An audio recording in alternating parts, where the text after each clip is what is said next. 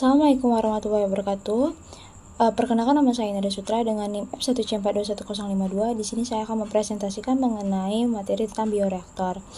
Baik, di sini saya akan membahas tentang ringkasan atau resume mengenai dari video pertama, yaitu mengenai tentang bioproses, di mana bioproses ini merupakan suatu teknik di mana kita akan menggunakan sumber daya alam hayati seperti sel hidup, dan dengan menggunakan masing-masingnya kita dapat menggunakan produk seperti enzim, metabolit, dan lain-lainnya.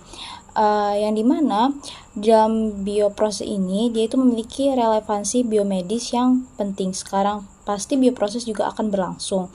Nah, di bioreaktor itu dalam lingkungan yang terkendali, dan pemain kuncinya itu dari bioproses inilah, di mana sebagai contoh pada sel biologis kadang juga bisa berupa bakteri, kadang juga bisa berupa sel mamalia, maupun atau kadang juga bisa. Nah, di dalam bioreaktor itu juga terdapat di mana sel juga yang jadi bioproses melibatkan dari sel mamalia atau bahkan sistem sel bebas sekarang. Mari perlu kita ketahui juga di mana jenis produk apa aja yang dapat menghasilkan. Nah, produk yang dihasilkan itu melalui metode pemprosesan bio ini dapat disekresikan metabolit yang disekresikan di luar. Produk juga dapat berupa enzim yang relevan untuk penelitian biomedis, atau mungkin enzim ini adalah obat terapeutik. Nah, yang penting sekarang bisa juga merupakan protein rekombinan yang digunakan untuk menggunakan bioprosesor tersebut. Nah, selain itu di dalam bioprosesor ini juga dapat menghasilkan produk ini di dalam lingkungan yang terkendali. Tetapi sebelumnya pada video pertama itu perlu memahaminya di mana bioproses ini perlu lebih dasar lagi untuk memahami dan mempelajari dalam proses tersebut.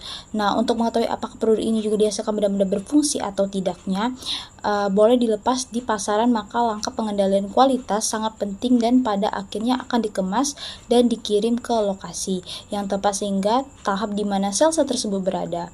Nah, dihasilkan juga di dalam jumlah besar, itu disebut dengan pengolahan hulu, sehingga proses hulu ini akan terjadi dalam bioreaktor. Sedangkan proses pemulihan, proses pemurnian, semua ini terdiri dari pemprosesan hilir yang mencakup pemprosesan, pemurnian, pemolesan, kontrol kualitas, dan pengemasan. Baik, mungkin akan kita lanjutkan dengan video kedua, resume dari ringkasan video kedua, itu mengenai tentang prinsip dibalik bagian-bagian dari bioreaktor. Nah, di mana fungsinya serta jenis-jenis dari bioreaktor tersebut, penerapan dari bioreaktor ini yang dapat keterbatasan dari bioreaktor ini dimulai dengan definisi bioreaktor. Contohnya itu pada wadah fermentasi itu adalah bioreaktor yang digunakan dalam sintesis berbagai bahan kimia. Nah, pada video itu juga menjelaskan dari proses biologis untuk menghilangkan limbah, biomasa mikroorganisme, dan juga dibudidayakan serta oleh produknya. Nah, wadah yang tertutup dengan pengaturan yang sesuai dengan aerasi, agitasi, pengaturan suhu, dan pengaturan pH, bentuknya harus disertakan dalam peraturan bioreaktor yang menjadi nomor 1. Perlu diketahui parameter dari yang termasuk suhu pH itu tekanan dari aerasi. Nah, pemberian nutrisi dan cairan diratakan menjadi nomor 2, itu maksudnya agitasi untuk mencampur sel dan medium, aerasi menjadi nomor 3 untuk fermentator. Nah, jadi di mana aerobik itu untuk suplai oksigen, nomor 4 penarikan sel dan medium, dan terakhir sterilisasi nomor 5 yang berikutnya itu pemeliharaan. Sterilisasi metabolit ini biomasa dan antibiotik diproduksi dalam bioreaktor. Jadi perlu kita ketahui juga dan memahami desain dari bioreaktor dan metode operasi bioreaktor ini didasarkan pada penciptaan suatu organisme keadaan ideal yang diperluaskan untuk pembentukan produk. Nah, produk dari pembentukan tersebut itu diinginkan dari nilai produk yang skala produktivitas produksinya itu kemungkinan ditingkatkan dan dapat menghasilkan lapisan dengan kualitas lebih baik dengan biaya yang lebih sedikit. Nah, pada resume video pertama itu sudah dijelaskan apa pengertian dari bioreaktor. Mungkin pada video kedua tadi juga menjelaskan pengertian dari bioreaktor, yang dimana juga dia itu tidak jauh beda dengan video pertama. bioreaktor itu merupakan perangkat yang mencakup sejumlah fitur, termasuk sistem agiator, di mana sistem pengiriman oksigen, sistem kontrol, formulir, dan sejumlah sistem lainnya termasuk pot pengambilan sampel, pembersihan sistem sterilisasi, jalur untuk pengisian daya, dan mengosongkan reaktor, serta sistem pengontrolan suhu dan pH. Berikut karakteristiknya penting yang harus ada pada bahan yang digunakan.